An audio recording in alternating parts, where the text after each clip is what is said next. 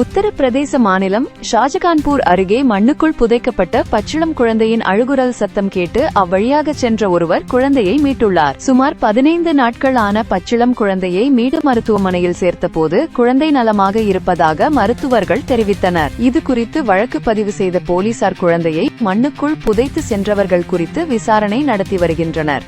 ராஜஸ்தான் மாநிலம் ஜெய்ப்பூரில் கார் ஒன்று கட்டுப்பாட்டை இழந்து சாலை தடுப்பில் மோதி கவிழ்ந்ததில் ஒரே குடும்பத்தைச் சேர்ந்த 7 பேர் பரிதாபமாக உயிரிழந்தனர். ஹரித்துவாரில் உறவினரின் அஸ்தியை கங்கை நதியில் கரைத்துவிட்டு திரும்பிய போது இந்த விபத்து நடந்துள்ளது. இந்த சம்பவம் குறித்து வழக்கு பதிவு செய்துள்ள போலீசார் விசாரணை மேற்கொண்டு வருகின்றனர். அசாம் மாநிலத்தின் குவஹாத்தி நகரில் நேற்று மாலை திடீரென நிலநடுக்கம் ஏற்பட்டது. ரிக்டர் அளவில் 5.8 ஆக பதிவான இந்த நிலநடுக்கம் வடகிழக்கு மாநிலங்கள் மற்றும் பூட்டானிலும் உணரப்பட்டது. இந்த நிலநடுக்கத்தால் வீடுகள் மற்றும் அலுவலகங்களில் இருந்த பொருட்கள் குலுங்கின. எனினும் உயிர் சேதமோ பொருட்சேதமோ ஏற்படவில்லை என தேசிய நில அதிர்வு மையம் தெரிவித்துள்ளது. அசாம் பகுதி அதிக நில அதிர்வு மையத்தில் வருவதால் அடிக்கடி நிலநடுக்கங்கள் ஏற்படுகின்றன.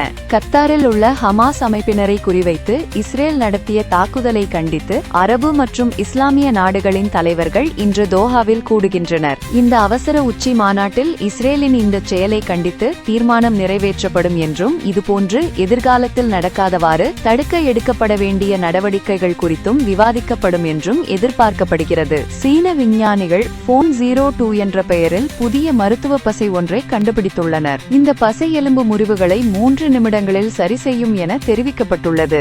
இந்த பசையை நீக்க அறுவை சிகிச்சை தேவைப்படாது என்றும் இது உடலால் உள்வாங்கிக் கொள்ளும் தன்மை கொண்டது என்றும் விஞ்ஞானிகள் கூறுகின்றனர். இந்த புதிய கண்டுபிடிப்பு மருத்துவ உலகில் ஒரு திருப்பு முனையாக அமையும் என எதிர்பார்க்கப்படுகிறது.